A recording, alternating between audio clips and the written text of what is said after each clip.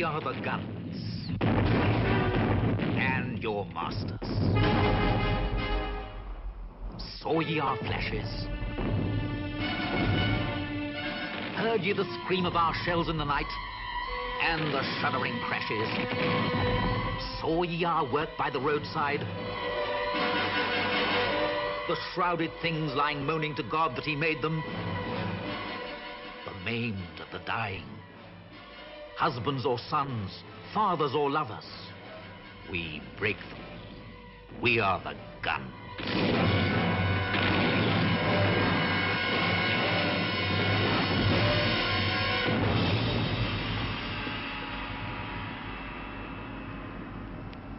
The time, 7:30 a.m. The date, July the 1st, 1916. The place, Picardy, on the Somme. The objective? 1. To relieve the pressure on Verdun. 2. To assist our allies in the other theaters of war by stopping any further transfer of the German troops from the Western Front. 3. To wear down the strength of the forces opposed to us. We must aim at knocking out the German armies on the Western Front. We cannot hope to win until we have defeated the German army.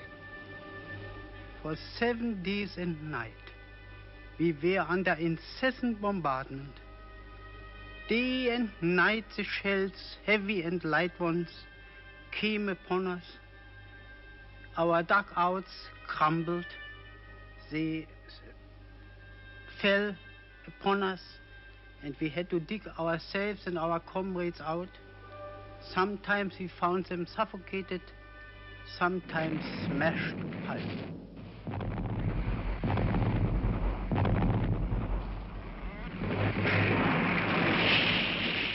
"7 days and 7 nights. Soldiers in the bunkers became hysterical. They wanted to run out, and fights developed to keep watch from this terrific artillery fire. 7 days and 7 nights, we had nothing to eat, nothing to drink, but constantly fire, shell after shell burst upon us. It was a day of bright sunlight in Picardy. On a front of 18 miles, 14 British divisions, 150,000 men, rose from their trenches to assault the German lines. On their right, 5 French divisions advanced beside them.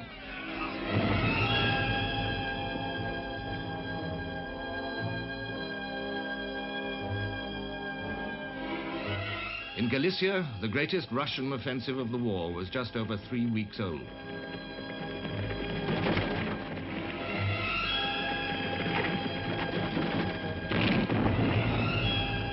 In Italy, General Cadorna was preparing a new attack.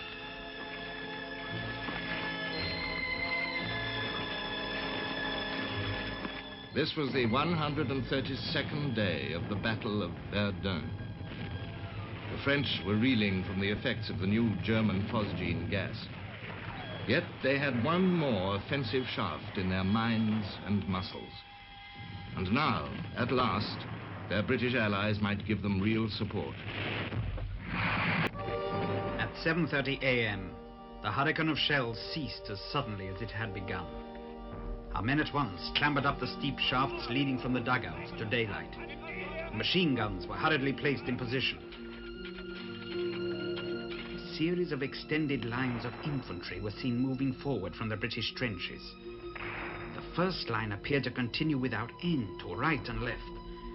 It was quickly followed by a second line, then a third and fourth. They came on at a steady, easy pace, as if expecting to find nothing alive in our trenches. "Get ready" was passed along our front from crater to crater. A few moments later, when the leading British line was within 100 yards, the rattle of machine gun and rifle fire broke out along the whole front of shell holes. Immediately afterwards, a mass of shell from the German batteries in rear tore through the air and burst among the advancing lines. Whole sections seemed to fall. The advance rapidly crumbled under hail of shells and bullets. Finding I was almost alone, I got down to see where the nearest man was. Well, no one else seemed to be standing. Then I looked at the German line in front and could see that the wire in front of me was quite untouched and it'd be quite impossible to go through it. And what is more, the Germans were standing, firing out at us in their front line trench. The wire was untouched. Impossible to go through it. For 7 days, the British artillery had prepared the way for this assault. Never had there been so many guns. Nothing, said General Rawlinson, could exist at the conclusion of the bombardment in the area covered by it.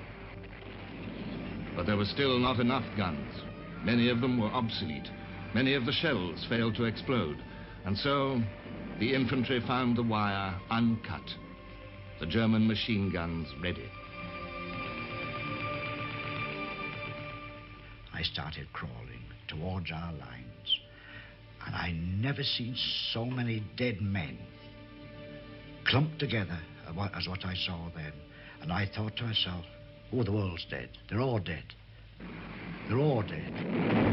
Almost everywhere along the 18 miles of front, the story repeated itself. On the right only, helped by the French advance, which took the Germans by surprise, and by French guns, men from Lancashire and East Anglia took all their objectives without heavy loss. Along all the rest of the front, from Mametz to Fricourt, Fricourt to La Boisselle, to Auvillers, Thiepval, Beaumont-Hamel, Gommecourt, the British regiments marched to catastrophe. These were Lord Kitchener's volunteers, the eager, enthusiastic, physical and spiritual elite of the British race. This was their first great battle. There was hardly a regiment that was not there, not a county or city without its tale of loss. Night fell upon a disaster never equaled in the British Army's history. 57,470 officers and men had fallen or were missing. Over 19,000 were killed or died of wounds. This was not going to help the Allied cause. This was not going to relieve Verdun or wear the Germans down. This was mere massacre.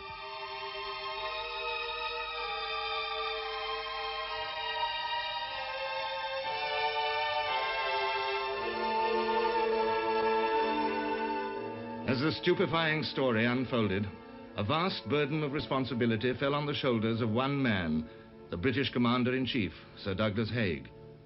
To this quiet, professional Scottish soldier, one thing had long been clear, guiding his every act. We cannot hope to win until we have defeated the German army. Fresh divisions replaced the shattered units. Fresh commanders took up the reins. Fresh plans were drawn up. The Battle of the Somme would go on, as Verdun had gone on. The British might be unskillful, but they were dogged, and they could learn. They attacked again.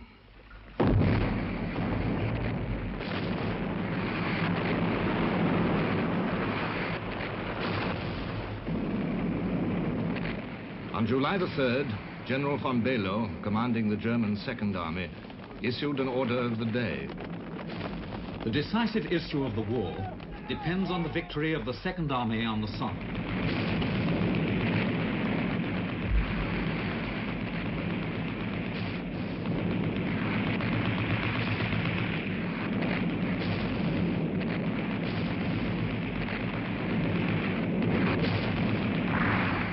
We must win this battle. The important ground lost in certain places will be recaptured. For the present, the chief thing is to hold on to our positions at any cost. I forbid the voluntary evacuation of trenches. The enemy should have to carve his way over heaps of corpses. July the 11th was the 142nd day of the Battle of Verdun.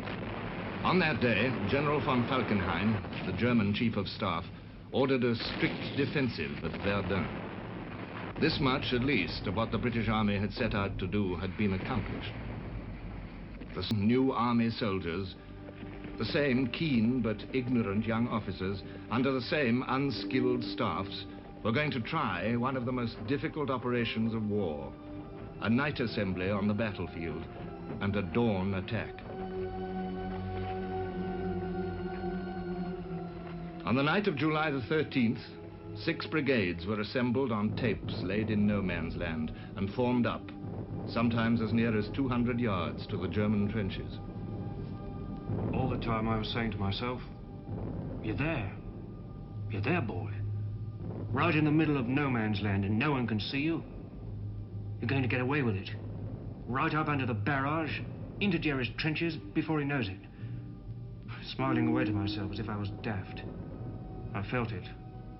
We really might get away with it. At 3:20 a.m. on July the 14th, the British barrage crashed out at full intensity. 5 minutes later, it lifted from the German front line, and the waiting troops rushed in. The success was complete. A French liaison officer reported, "They dared, they won."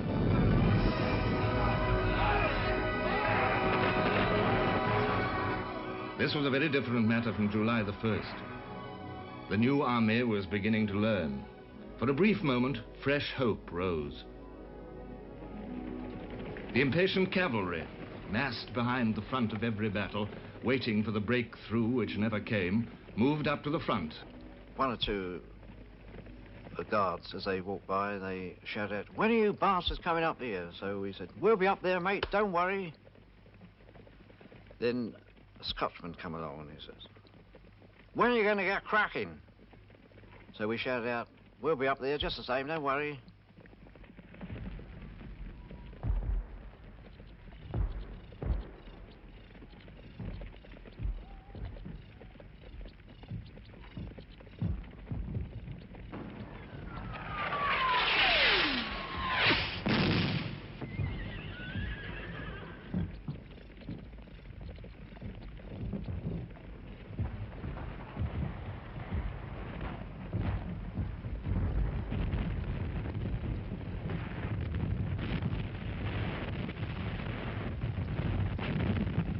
This was the Somme, 1916, with the German army at the peak of its powers.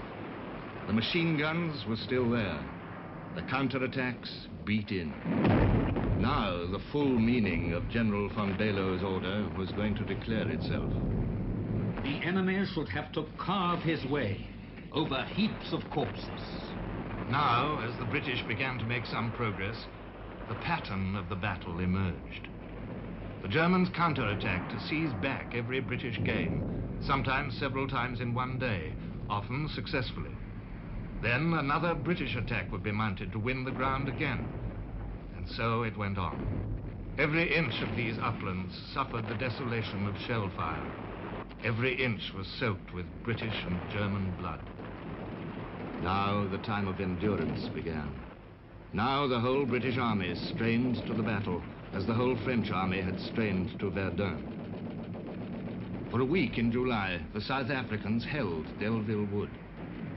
When they came out of it, they numbered 750 men out of 3,000, 29 officers out of 121.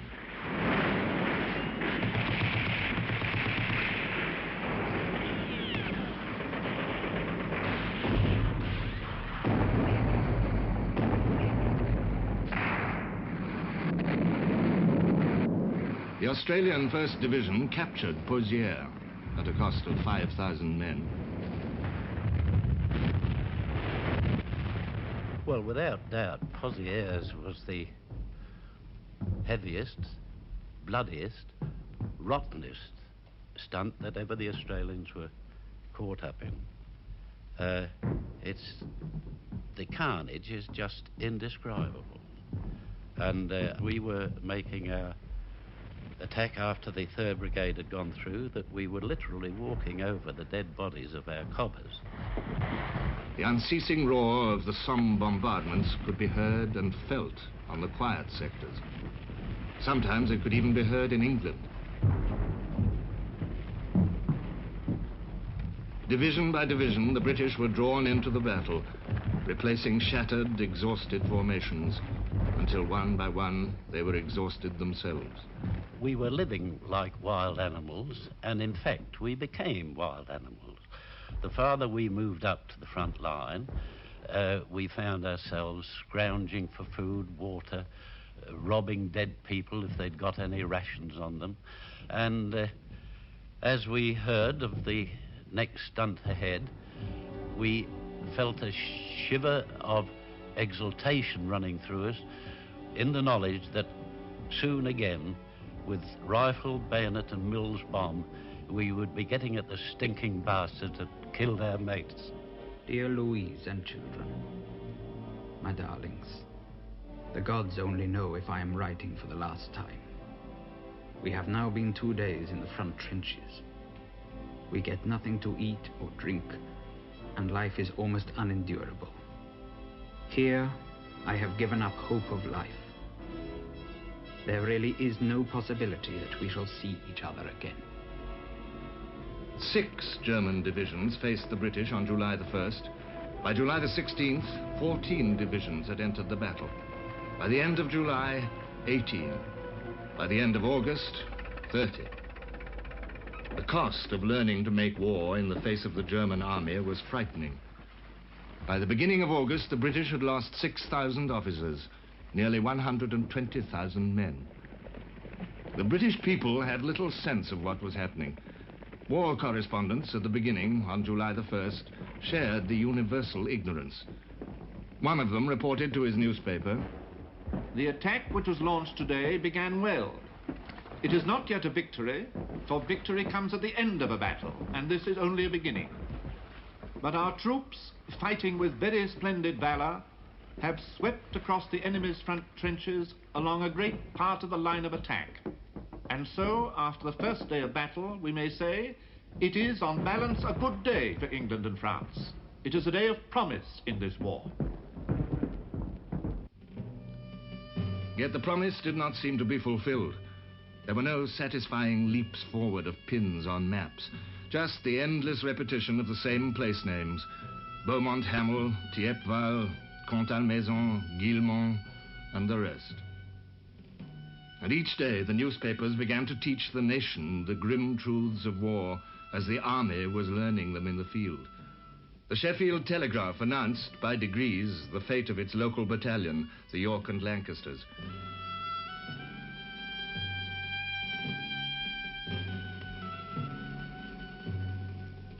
Sheet after sheet of dead and wounded and missing were in day after day, and one almost looked the first thing to see the papers and see if there was anyone there whom one knew. It was a very sad time because the girls had lost their brothers, the boys had lost their older brothers too, and everywhere there was a feeling of great sadness, and somehow the high hopes that we had had at the beginning seemed dashed. Streets went into mourning. Curtains were drawn at window after window in the city of Sheffield. In other cities, the story was the same. Slowly, the picture began to emerge for the nation to see, if it wished. In the Times, on July the 3rd, the names of 143 fallen officers and 914 soldiers appeared. On the 24th, there were 600 officers and 5,500 soldiers.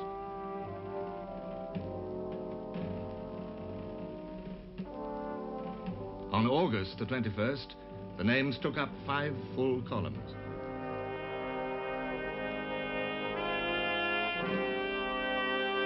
On the 31st, about the same again.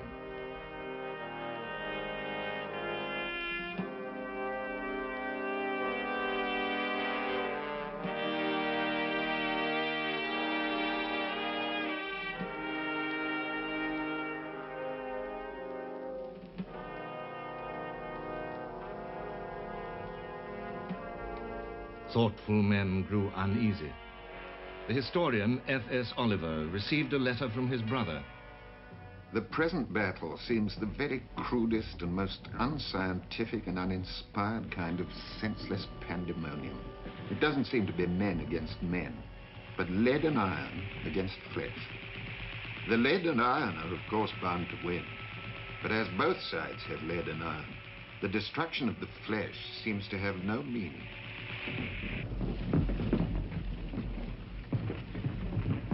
The same doubts penetrated through to government circles.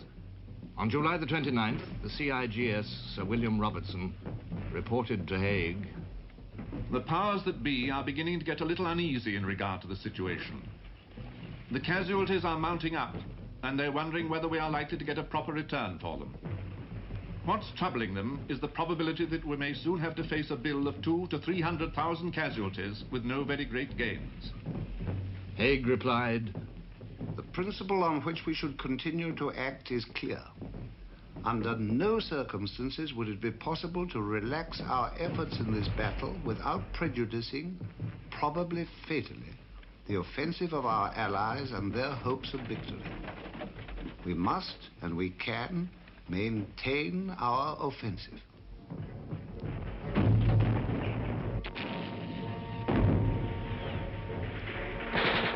August was the ding-dong month. In Galicia, in Italy, at Verdun, everyone was fighting. Everyone must continue to fight.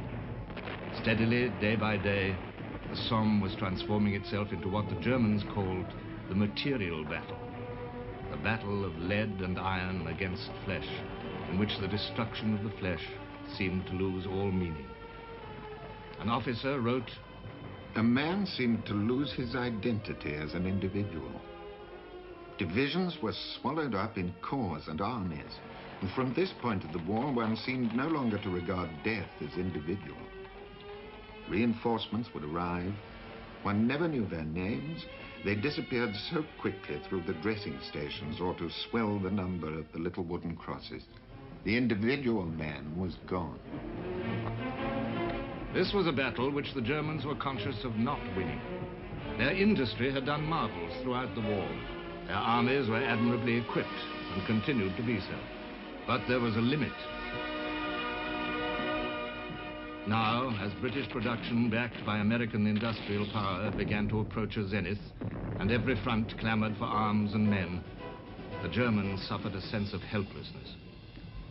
The loss of ground was of no strategic importance, but the course of the fighting must not be measured by this. The great losses in men, the heavy expenditure of material, ate only too deep into the strength of the German army. The mighty material superiority of the enemy did not fail to have its psychological effect upon the German soldier. General von Gallwitz, now commanding the Somme front, issued an order of the day at the beginning of August. The decisive battle of the war is now being fought on the fields of the Somme. It must be impressed on every officer and man up to the front line that the fate of our country is at stake in this battle. By ceaseless vigilance and self-sacrificing courage, the enemy must be prevented from gaining another inch of ground. His attacks must break against a wall of German breasts. Yet, inch by inch, the Germans were driven back. The new armies were gaining experience, slowly. By the end of August, British losses had reached 196,000 men. The French had lost over 70,000. But the war was going seriously for Germany. On August the 27th, Romania joined the Allies. On August the 28th, General Erich von Falkenhayn, the German Chief of Staff, was dismissed. His 1916 strategy had failed. Verdun had held, and now the French were passing to the counter-offensive there. On the Somme, the fate he had predicted for France was happening to Germany.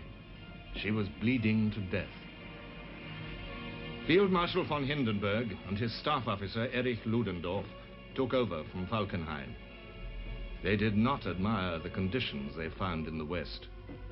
Hindenburg wrote, "I will not hesitate to admit that it was only now that I fully realized all that the Western armies had done hitherto. What a thankless task it was for commanders and troops on whom pure defense was imposed, and who had to renounce the vision of tangible victory. They were making progress, these men of Britain's new armies. Ammunition improved, gunnery techniques improved. The infantry were discovering the tactics of the wearing-out battle.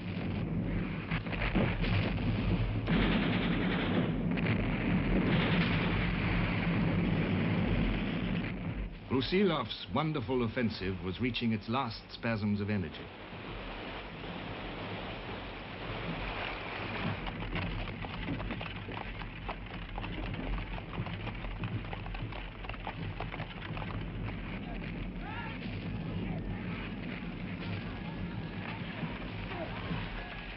Romania had come in.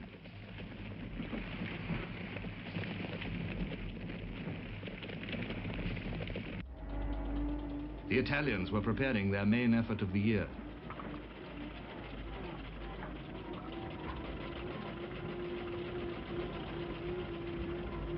One more thrust by the British and French together on the Somme might, who knows, settle the account. On August the 28th, Joffre told Haig, "A great battle of the whole coalition is going to begin in the first weeks of September." On August the 31st, British GHQ issued an order stating, The CNC has decided that the attack projected for the middle of September is to be planned as a decisive operation, and all preparations made accordingly. a decisive operation to knock Germany out of the war. Every one of the Allies was on the march. There could be no holding back of anything. And now the material battle was about to bring something special into the British armory. Already the British armies on the Somme were using more than 500 more guns than they had in July, despite battle losses. But there was something else as well. But then one day we were in the wagon line, quite a few of us, and somebody came along and said, "Oh, the war's finished." Oh, well, just go down about half a mile down the road and look in the field there, you'll see. Won't tell us why. Anyhow, we went down, and quite a crowd there. And there were tanks, things we'd never seen or heard of.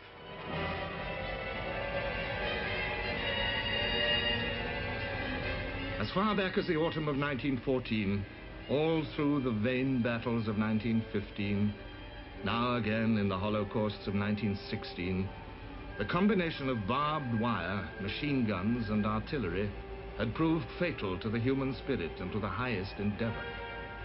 Now, at last, after 18 months of research and experiment, a new answer was going to be essayed.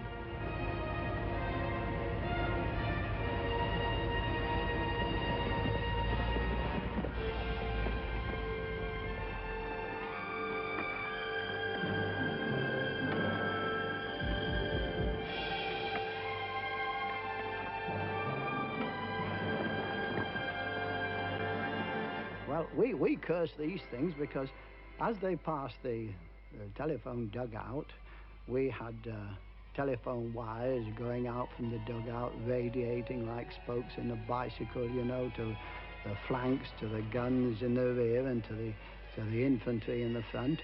And these tanks, they simply came through them. The wires got entangled in the caterpillar wheels. They dragged these things for miles, and they cut the lot up. September the 15th came, the 77th day. Canadians, New Zealanders, Guards, the county regiments of the line, and the French on the right entered the battle once more.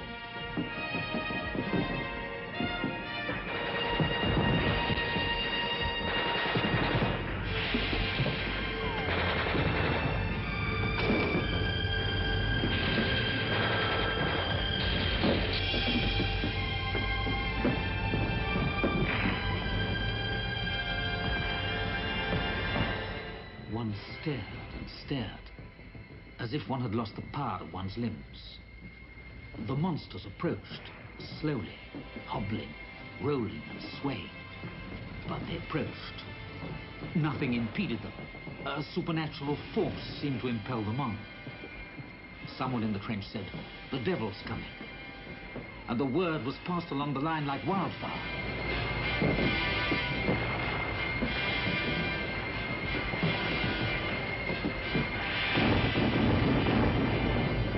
In the village of Flers, an infantry officer stood at the extreme point of the British advance. He walked forward into open country. The German trenches were empty. He was not even fired at. I looked round the countryside through the binoculars and I saw a German howitzer being limbered up. I don't remember the number of horses, but I'd only one clip of cartridges left for my Lee Enfield, and I didn't do anything about it. Self-preservation made me keep that clip. And I saw this gun trundling up towards Goudecourt until they disappeared in a sunken road.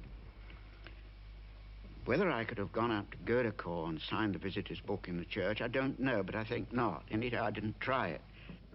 One officer and one clip of cartridges. All that was left of one more bright hope. The decisive attack had failed. Yet this September fighting in the east, in the south, in the west, had not been without its results. Ludendorff wrote, "If the war lasted, our defeat seemed inevitable. Hindenburg and I were fully at one in this anxious view of the situation. Accordingly, the construction had been begun as early as September of powerful rear positions in the west." At the end of September, British battle casualties amounted to over 360,000 men and officers. This was the cost of enthusiasm without experience.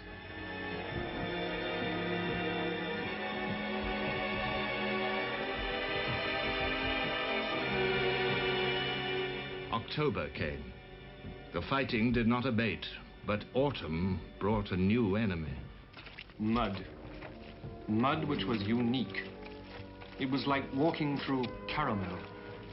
No one could struggle through that mud for even a few yards without rest. Terrible in its clinging consistency, it was the arbiter of destiny, the supreme enemy, paralyzing and mocking English and German alike. Distances were measured not in yards, but in mud.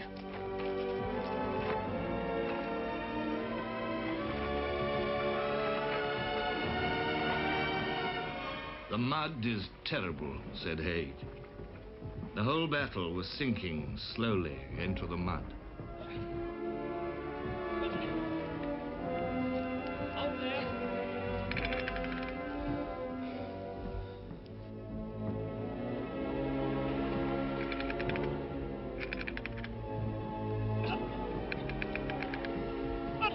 Come on, she's nearly there. Come on.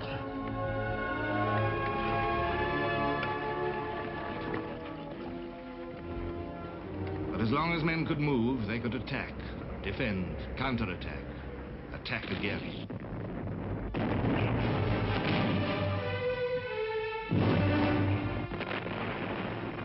Dear Wilhelm, I send you my greetings from my grave in the earth.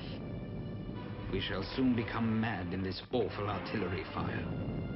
Day and night it goes on without ceasing. Never has it been so bad as this before.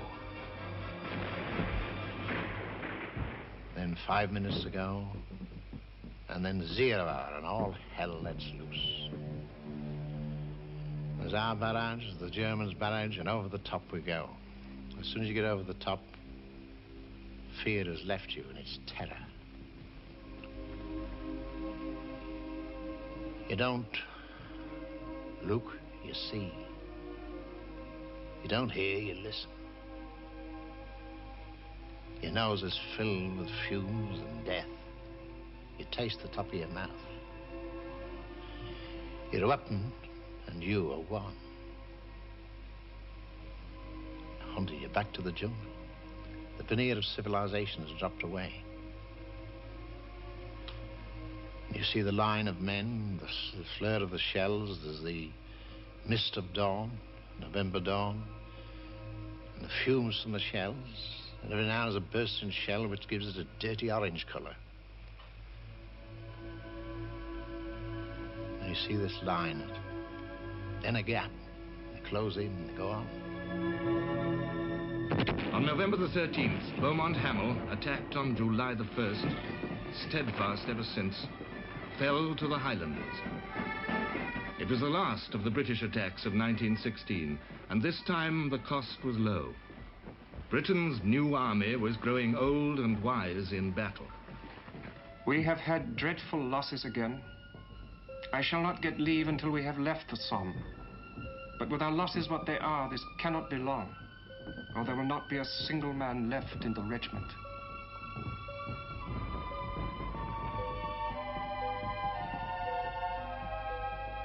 The Somme, in 1916 alone, cost the British Army 415,000 men. The French lost 195,000, and they were still attacking at Verdun.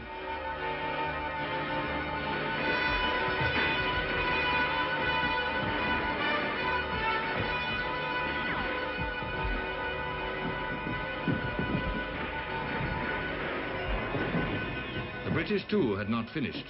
On November the 19th, as the mud closed in and winter imposed a little silence, Haig told his army commanders, "The date at which the 4th, 5th, and 3rd armies should aim in making offensive preparations is February the 1st.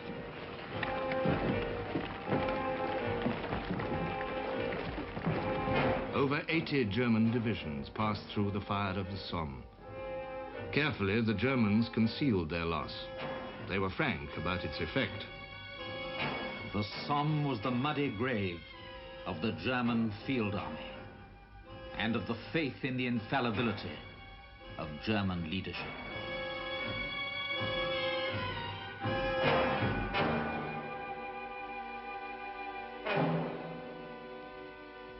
Hans is dead, Fritz is dead, Wilhelm is dead.